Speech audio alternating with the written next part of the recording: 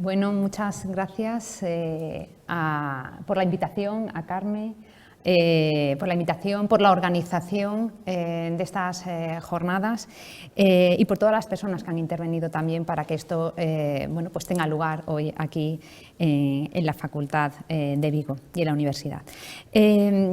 Yo creo que Carmen ha planteado esos puntos, ¿no? Ha marcado los puntos que están candentes en el debate, en un debate que es muy actual, que es un debate político, que es un debate social y que tiene mucha complejidad jurídica. Es más, Carmen planteaba una primera pregunta, bueno, una última pregunta, dentro de las dos últimas preguntas que decía para que nos posicionáramos, ¿no? Decía que en la mesa estábamos distintas posturas y defendíamos distintas posturas, la necesidad o no de regulación y, en caso de regulación, la modalidad de ese tipo de regulación. Bueno, yo parto ya de planteando o posicionándome, ¿no? En ese sentido. Y en este aspecto, pues, dentro de esa regulación ante la inseguridad jurídica que genera pues, este hecho social, parto de un sistema prohibicionista. Y un sistema prohibicionista porque con independencia de que pueda haber en mi intervención o pueda encontrar algunos puntos de conexión, ayer lo comentábamos con las compañeras cuando nos fuimos a cenar, que puede haber algunos puntos en donde cabría dialogar, porque claro, la realidad está ahí y desde el punto de vista del abordaje jurídico es importante también tener en cuenta otras visiones, ¿no? Para intentar llegar pues, a algo que sea más o menos coherente. Pero parto de esa prohibición general de regulación y fijaros el título de la ponencia, ¿no? El discurso jurídico sobre el cuerpo de las mujeres, es decir, cuál es el discurso que se está haciendo, pero que no es nuevo, que es un discurso que lleva muchos años y aquí las que trabajamos el tema del feminismo jurídico, desde la teoría y desde la práctica, pues lo observamos, porque vuelven a reforzarse de una forma un tanto velada determinados planteamientos que ha surgido pues, cuando se habla también de él, aunque con sus matizaciones y sus diferencias, que son muy importantes con el tema de la regulación o no de la prostitución y con otro tipo de temas. Y fijaros, hablo de la artificiosa construcción del derecho a la gestación por sustitución, porque desde el punto de vista jurídico cuesta mucho entender, y yo creo que eso sí que es una postura que creo que estábamos de acuerdo todas las integrantes de la mesa, que no se puede hablar de ese derecho a la gestación por sustitución, que no existe a pesar de esa proposición de ley que se presentó por parte del grupo parlamentario Ciudadanos para que sea debatida en el Congreso. Bien, voy a darle... Vale. Bien, mi intervención la he dividido así para poder ajustarme un poquito al tiempo y marcar, intentar dar respuesta a las cuestiones que ha planteado Carmen en distintos aspectos, un planteamiento general que voy muy rapidito por el tema de tiempo, los objetivos, es decir, por qué hablo de esa necesidad de prohibición o una regulación muy limitada en su caso y con algunos puntos en conflicto, entendiendo que afecta no solamente al sujeto jurídico mujer, que sí, y a la construcción jurídico-política de las mujeres, pero también a los menores. Ahí tendríamos el tema del interés superior del menor. ¿Qué pasa cuando, si aquí tenemos un sistema o se pudiera tener una regulación prohibicionista, qué pasa o en qué situación jurídica quedan los menores? Una serie de conceptualizaciones, marco normativo jurisprudencial, que no voy a hacer mucha referencia porque entiendo que también las compañeras lo van a abordar, y bueno, algunas cuestiones desde la óptica jurídica constitucional. Bien, partida de esa pregunta, es decir, y es una pregunta que os lanzo al auditorio, es decir, ¿se puede hablar de ese derecho a la gestación por sustitución? Porque, ojo, no es anodino que se hable o que se presente esa proposición de ley para su debate hablando de derecho a la gestación por sustitución, porque no es la primera vez. Sabéis que la primera vez que se presenta una proposición, se presentó una proposición no de ley en el año 2015 por UPyD en el Congreso. Luego se presentó, allí no se hablaba de derecho, no se hablaba de derecho a la gestación por sustitución. Luego se presentó en la Asamblea Regional de Madrid también una proposición no de ley para que se instara al Gobierno a que abordara ese tema. Tampoco, ahí fue también por el Grupo Parlamentario Ciudadanos de la Asamblea de Madrid. Y luego, posteriormente, ya tenemos esta de 2017, o sea, hemos ido 2015, 2016 y 2017 al hilo de determinados intereses de determinadas bueno, pues lobbies de presión que están bueno, pues haciendo que este problema, que lo comentaban al principio, es un problema político, pero genera muchos aspectos y muchas cuestiones conflictivas desde el punto de vista del abordaje jurídico, y ahora ya se habla de derechos, se habla de derecho, se hace una confusión o mediáticamente se confunde lo que son derechos con deseos, es decir, yo puedo tener deseo de la paternidad o deseo de maternidad, deseo de formar una familia, pero en ningún caso, y así la jurisprudencia lo ha venido diciendo, no estamos hablando de ningún derecho. Es más, incluso las resoluciones del Tribunal Europeo de los Derechos Humanos, una de 2017, dice que no existe ese derecho ni a crear una familia, ni el derecho, no se puede hablar del derecho a tener hijos. Bien, por lo tanto, esa sería esa pregunta que dejo en el aire, y luego supongo que las compañeras y también el auditorio en esa parte de debate pues podremos comentar. Bien, os voy a citar una serie de frases que tengo extractadas porque yo todo este discurso, toda esta argumentación la hago desde el punto de vista de cuál es la construcción jurídica sobre el cuerpo de las mujeres. Y fijaros, es una cita de Victoria Shaw cuando dice que las mujeres son casi exclusivamente cuerpos de los que ellos desde el poder disponen para la sexualidad que mejor les acomoda, para la fecundación que mejor les conviene. Y termina en esa alusión, lo he extractado abajo, madre no hay más que ninguna. Fijaros que bueno, pues, esta cita es del año 95, es del año 95 y bueno, pues aquí entraría todo el discurso de qué es lo que se puede o no se puede hacer con el cuerpo de las mujeres, con lo cual nos pone en antecedentes de cuál es la construcción jurídico y política jurídica de derechos, de los derechos de las mujeres y política de poder. Fijaros otra cita también del año 96, el cuerpo femenino ha sido territorio y máquina, tierra virgen que explotar y línea de montaje que produce vida. Bueno, pues son elementos a tener en cuenta a la hora de abordar esa construcción jurídica al hilo de la maternidad o de la gestación por sustitución, que es realmente como se denomina en nuestro ordenamiento jurídico interno. Fijaros, y una cita, con esto de citas termino aquí, una cita de Luigi Ferrajoli, un jurista italiano, en donde nos dice que el cuerpo de las mujeres ha sido siempre campo de conflictos, discursos jurídicos, éticos, políticos, así como prácticas médicas, intervenciones pedagógicas, reglas, disciplinas, etc. Y lo vemos, por ejemplo, con el debate que hace unos años y todavía está candente del burka, lo vemos con, bueno, pues no voy a repetir el tema de la prostitución, el tema, bueno, hay determinados temas que se centran desde el punto de vista de qué es lo que se puede hacer o no hacer con el cuerpo de las mujeres. Fijaos aquí, pues una serie en donde, bueno, pues hay bueno, pues no es, yo creo que no es raro cuando vemos que hay determinados intereses económicos, el poder económico está muy interesado en que se regule porque hay clínicas que bueno, pues pueden ser bastante lucrativas en este sentido y no lo dejan de ver como un negocio. Desde el punto de vista del abordaje de los derechos de las mujeres está el riesgo bueno, pues de la mercantilización, también igual como el tema de los menores. Cuando hablamos de los menores, bueno, pues también esa mercantilización de los menores, es decir, un hijo cuando yo quiero, como yo quiero, de quien yo quiero, bueno, pues son cuestiones a las que hay que prestar atención. Aquí tenemos un mapado que hay distintas regulaciones y es cierto, es decir, qué pasa si en España prohibimos, pero luego, bueno, pues hay personas que se van a otros estados y en donde allí pues sí que celebran ese contrato y, bueno, pues traen un niño, ¿en qué situación se queda el niño? Ahí entraríamos, hay todo un apartado desde el punto de vista del interés superior del menor para evitar pues, ese limbo jurídico, porque además hay distintas resoluciones contradictorias, ¿no? Y en ese sentido incluso cabría esa parcial regulación o qué se hace, ¿no? Fijaros, hay algunas, dentro de las prohibidas que están las marcadas con negrita, estaba Portugal, y estaba además Portugal con un asterisco y hace muy poquito, cuestión de un mes, si no recuerdo mal, Portugal ya tiene una regulación, es restrictiva y en unos supuestos muy limitados, supongo que quizás las compañeras lo comenten, en donde ya tienen una ley que regula esta materia. Pero aún así, fijaros que hay aprobadas con fines altruistas, que sería toda una dimensión totalmente distinta y ahí sí que entiendo, y mi postura es totalmente contraria, perdón, en las comercial, y luego tenemos otra aprobadas con fines altruistas. Fijaros, el altruismo se utiliza o se está utilizando en este tipo de legislaciones o en este tipo de normativas como una especie de garantía, pero no hasta qué punto se podría garantizar, como una especie de garantía para para centrar o focalizar la atención en lo que es la voluntad, ese consentimiento de la mujer para decir que, bueno, pues que realmente no está presionada, no está en una situación de vulneración social ni de vulneración económica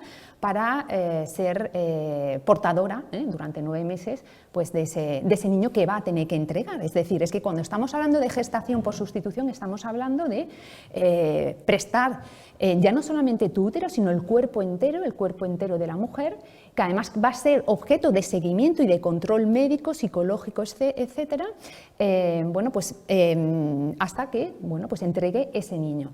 Fijaros, como decía, en aquellas regulaciones que, basadas en ese interés superior del menor y sobre todo intentando dar voz a las mujeres, es decir, comentaba Carmen también el tema de quizás una prohibición absoluta no deja de ser un poco paternalista, en el sentido de que puede haber mujeres que consideren que sí que, bueno, pues con el tema de la solidaridad y en determinadas circunstancias prestar, bueno, pues el altruismo, cómo controlamos ese altruismo cuando siempre hay una compensación económica por bueno, pues lo que implica en sí la gestación, aunque no sea comercial. Y como digo, ahí pues es donde yo tengo mis dudas en cuanto a cómo se controla que ese altruismo sea la garantía para que esa voluntad de la mujer sea libre y no esté condicionada por motivaciones económicas, por situaciones de vulneración social o vulnerabilidad social, etcétera. Fijaros, os hablaba de esos, cómo ha ido evolucionando, incluso las propuestas que desde el punto de vista político se han presentado. Proposición no de ley presentada por el Grupo Parlamentario UPyD para la creación de un marco regulatorio para la gestación subrogada, 2015. Y se habla de marco regulatorio para la gestación subrogada. En 2016, proposición no de ley sobre gestación subrogada del Grupo Parlamentario Ciudadanos en la Asamblea de Madrid, 2016. Y ya llegamos a 2017 y, ojo, lo que dice o lo que no, o cómo titulamos o no titulamos las normas, es decir, lo que se dice y lo que no se dice también tiene su importancia, porque aquí ya en 2017 se habla de derecho a la gestación por subrogación. Bien, ¿cuáles serían los objetivos de lo que os estoy comentando, de mi planteamiento? Primero, reflexionar sobre esas propuestas articuladas y cómo lo que se dice y lo que no se dice y el contenido de las mismas es importante conocerlo a la hora de posicionarse y a la hora de ver de qué estamos hablando, desde qué posición se habla y en qué situación se deja a los sujetos que van a ver o a los que va dirigido la norma. Por un lado, aquellas personas que tienen ese derecho o tienen esa expectativa vital de tener esa descendencia, de tener hijos e hijas. ¿En qué situación queda la mujer que va a tener que someterse a o que va a suscribir ese contrato, ¿no? Que hablamos de los comitentes, hablamos de la mujer gestante. ¿En qué posición se encuentra y qué capacidad realmente de negociación tiene? Teniendo en cuenta nuestra forma de socialización, que no deja de ser una forma de socialización que es diferenciada y discriminatoria, hay una discriminación estructural del sistema sexo-género con respecto entre hombres y mujeres todavía. Por lo tanto, hablar de libertad de consentimiento cuando tenemos una realidad social que es desigual y es discriminatoria para las mujeres, cuesta mucho creerla en ese sentido. Por lo tanto, lo dejo ahí para cuando se habla del consentimiento y de esa libertad del consentimiento de mujeres que quieran suscribir este contrato y quieran ser mujeres gestantes, ¿no? Bien, reflexionar también sobre el contenido de esas propuestas, es decir, hay un triple análisis. ¿Cuáles son los derechos humanos y los derechos fundamentales desde el punto de vista del marco constitucional que se pueden ver afectados? Yo centro y lo focalizo desde ese planteamiento de las mujeres, es decir, ¿somos las mujeres sujetos jurídico-políticos en los mismos términos que los varones ahora, actualmente en 2017? Porque hablamos de brecha salarial de género, hablamos de acoso sexual, acoso por razón de sexo, en donde el índice, y nos vamos a los datos estadísticos, bueno, pues nos dicen que las mujeres somos sujetos pasivos de esos actos. Hablamos de violencia de género, es decir, hablamos de múltiples discriminaciones en donde es muy difícil decir que estamos en una situación de igualdad, ya que distinguiríamos entre la igualdad normativa o igualdad formal, donde hace abstracción de las realidades sociales de las personas, en este caso de las mujeres, y esa igualdad efectiva y real. Bien, por lo tanto ahí dejaría esa afectación, ojo, pero no solamente hablamos de esos derechos, podemos hablar del derecho a la integridad física, el derecho a la propia vida, porque ¿Se habla de gestación por sustitución? No, ojo, es que no se alquila un útero, no se alquila un vientre, es que afecta a la mujer, a la persona, con lo cual ya podríamos incluso profundizar en el concepto de persona como sujeto titular de derechos. Bien, pero luego también tenemos el otro fleco, el fleco de los derechos de los menores y el interés superior del menor. Bien, también tendríamos ahí el tema y cuestionar el tema de la mercantilización.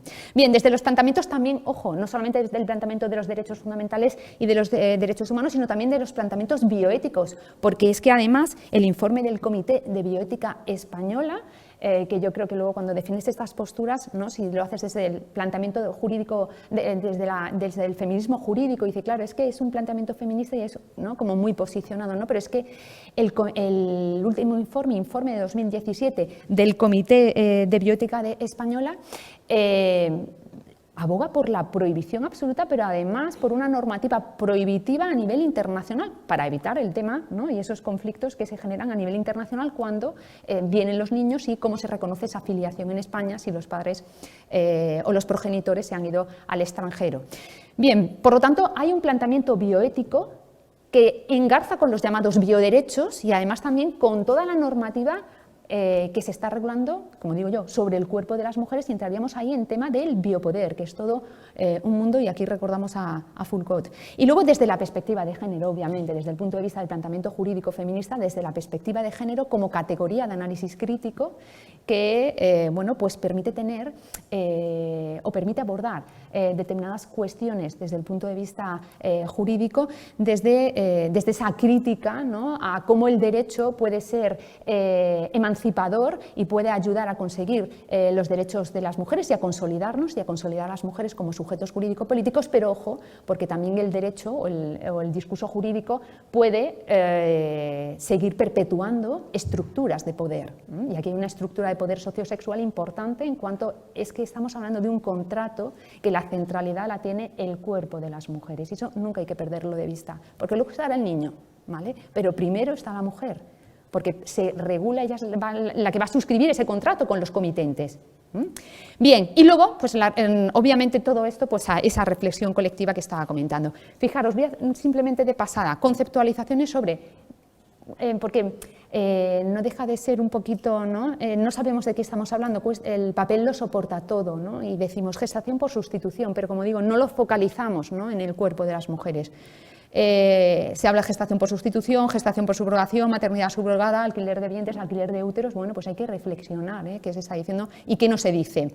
¿Dónde vamos a centralizar o dónde centralizo yo mi discurso? En el cuerpo de las mujeres, pero en el cuerpo de las mujeres como personas y como persona como sujeto jurídico-político.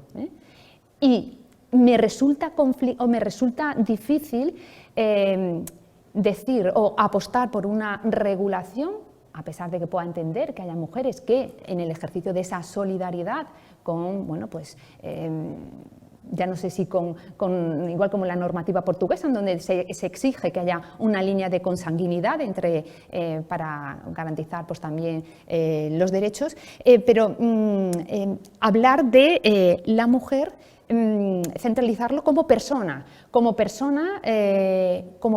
sujeto jurídico-político con capacidad de decisión. Y aquí entraríamos en lo que ha comentado. Si se le prohíbe, quizás estemos ante una normativa paternalista, pero hay que intentar, en todo caso, que el sujeto jurídico-político y la mujer como persona no sea un fin para conseguir otros medios. Y aquí entraríamos con toda la ética kantiana, es decir, no podemos ser instrumentalizadas, ¿no? Para conseguir, o cómo vamos a garantizar que una normativa que en principio vaya o esté amparada por ese altruismo, esté amparada por esa solidaridad, cómo vamos a garantizar o cómo se va a garantizar de que no se haga luego pues un negocio lucrativo en donde no se dejen de ser, ¿no? Pues meros receptáculos para esa gestación o esa producción de personas en masa. Bien, hablaríamos también de la disociación entre madre biológica y madre legal, etcétera. Fijaros los aspectos conflictivos que apuntaba Carmen. ¿Qué tipo de maternidad? ¿Altruista o lucrativa? Bueno, pues si hubiera que apostar por una regulación, obviamente sería altruista. Lo que pasa que, vuelvo a decirlo, como garantía para para decir que, no, que la mujer consiente libremente, me cuesta muchísimo aceptarlo. ¿Qué vínculos se van a establecer entre la mujer gestante y comitente? Las causas por las que se accede a esa gestación por sustitución, y aquí tendríamos que hablar de cómo es la forma, cómo estamos estructurados socialmente y esa apelación que hacía a la vulneración social, a la vulnerabilidad social de las mujeres, pues en el ámbito económico, en el ámbito social, en el ámbito, bueno, hay muchísimos ámbitos en donde tenemos una situación, estamos posicionadas en desigualdad con respecto a los hombres. El consentimiento y la mujer, la libertad gestante. Bueno, pues como digo, ¿cómo vamos a hablar de libertad si la igualdad de los sujetos que se presupone libre no está garantizada? ¿O cómo la garantizamos? Porque ahí sí que cabría hablar de igualdad. Si estuviéramos en una situación idílica, utópica, una sociedad en donde realmente fuéramos iguales, ¿vale? Pues yo puedo decidir consciente, pero cuando esa realidad no es así. Y luego, bueno, pues obviamente también habría que tener en cuenta, y eso sería otro debate, qué tipo de técnicas, porque hay distintos tipos de técnicas para llevar a cabo el tema de la gestación por sustitución. Los aspectos conflictivos desde el punto de vista de los derechos y desde ese enfoque constitucional. Ojo, para los derechos de las mujeres, el riesgo de explotación, los riesgos de cosificación y no ser las mujeres sujetos, sino objeto, porque, ojo, no sé si habéis leído alguna vez algún tipo de contrato, sobre todo los que se hacen en el ámbito anglosajón, pero cuando tú lees ese contrato, tú despersonalizas a la mujer gestante. O sea, simplemente su lectura, porque deja de ser un sujeto para convertirse en un objeto. El objeto de esos contratos es el cuerpo de las mujeres. Entonces, si estamos hablando de dignidad, supongo que mi compañera Ana Marrades luego lo comentará, cuando se apela a la dignidad, cuando hay que establecer límites para garantizar, nuestro marco constitucional establece que hay que establecer límites para garantizar la dignidad de las personas, y la mujer es persona. Y en estos contratos da la sensación de que es un objeto. O sea, esa condición de persona desaparece, se diluye. Y luego lo que decía, el tema de la vulneración sociosexual del sistema sexo-género, que es una discriminación, que hace, bueno, pues con eso la discriminación estructural, ¿no? Y luego con el tema de los derechos de los menores, ¿vale? Aquí podemos tener una regulación prohibitiva, restrictiva, pero ¿qué pasa con los derechos de los menores, ¿no? El riesgo de mercantilización, de comercialización, y cómo garantizamos, o cómo se va a garantizar ese interés superior de los menores. Y fijaros, pongo abajo, dice, ojo, diferencia entre entregar un menor a una familia o encontrar una familia para un menor. Claro, cuando se habla de, es que hoy en día hay familias que sí que tienen ese deseo de tener esos hijos, claro, pero desde el punto de vista de evitar esa cosificación, esa mercantilización, ¿y por qué no se acude a la adopción? O apostar también por una regulación, también me plantea el tema de, bueno, pues no siempre a todo lo que aspiramos tenemos que conseguirlo. O sea, hay determinadas situaciones en las que uno quiere algo, pero pues razones médicas o por razones, pues por cualquier otro tipo de razón, entonces focalizar, es decir, regular para que todo el mundo pueda tener o pueda colmar su deseo de ser padre o de ser madre, bueno, pues también hay que establecer límites, ¿no? Lo dejo ahí porque luego supongo. Por lo tanto, desde mi punto de vista existe una confusión, y sobre todo con esa proporción entre derechos y deseos o expectativas de tener una familia, expectativas de tener hijos, de tener descendencia.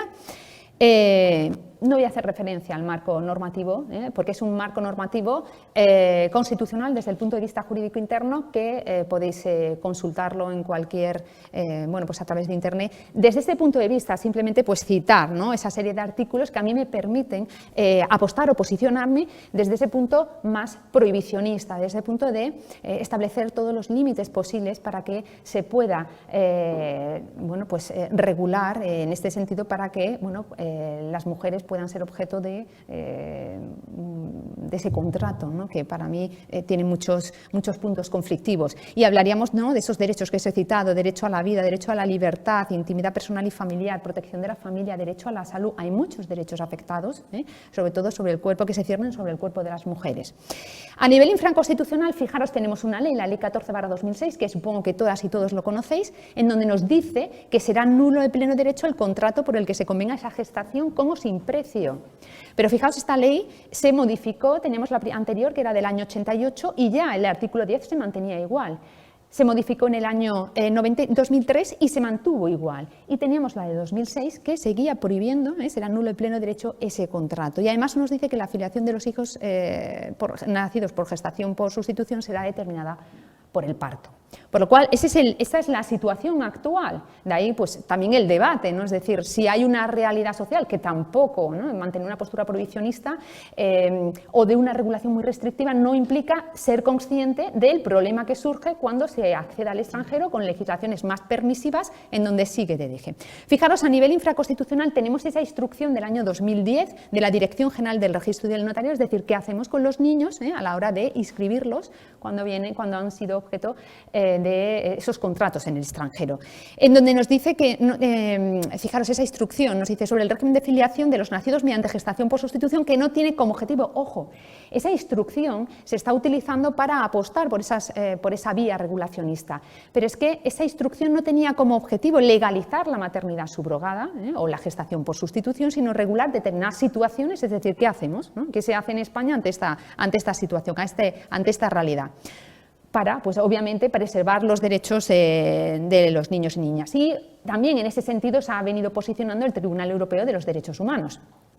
A nivel europeo, ojo, y aquí cito esa resolución del Parlamento del año 2015, del Parlamento Europeo, donde, sobre el informe anual sobre los derechos humanos, en donde nos dice que condena, en ese apartado 115, dice, condena la práctica de la gestación por sustitución, que es contraria a la dignidad humana de la mujer, ya que su cuerpo y sus funciones reproductivas se utilizan como materia prima. Y de nuevo hago referencia a las personas no pueden ser un fin para conseguir otros medios. Las personas nunca pueden ser objeto de, o me cuesta mucho pensar que las personas, y en este caso las mujeres, porque la mayoría de los discursos se articulan en este sentido desde el punto de vista de los cuerpos de las mujeres, pues no pueden ser objetos, ¿no?, para conseguir fines ajenos. Y habla también de explotación, de riesgos de explotación, habla de la utilización del cuerpo de las mujeres con fines financieros, con fines económicos. Bien.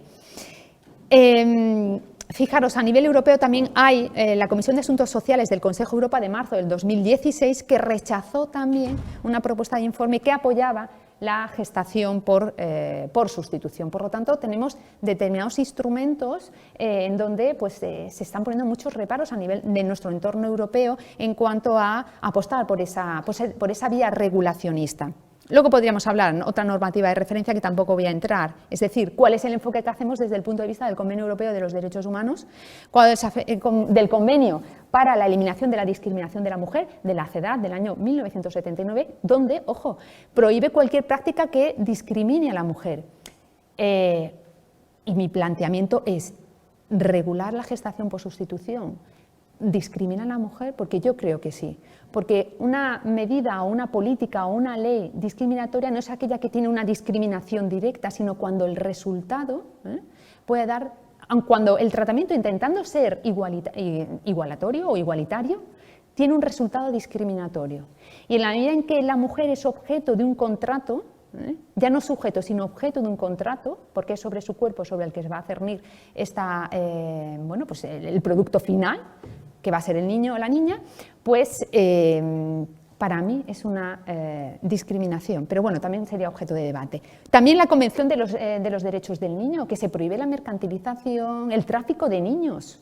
Pues todo eso lo podemos articular a través también de la Convención Europea, de la Convención de los Derechos del Niño del año 89, el protocolo facultativo de los derechos relativos a la prohibición de venta de niños, prostitución infantil, etcétera. Bien, y tenemos también una última sentencia, porque se ha aludido al Tribunal Europeo de los Derechos Humanos, sentencia del 2017, en donde la Convención no reconoce, y aquí lo enlazo con ese derecho a la gestación por sustitución, pero ¿de qué estamos hablando? ¿No? Porque no reconoce el derecho a ser padre.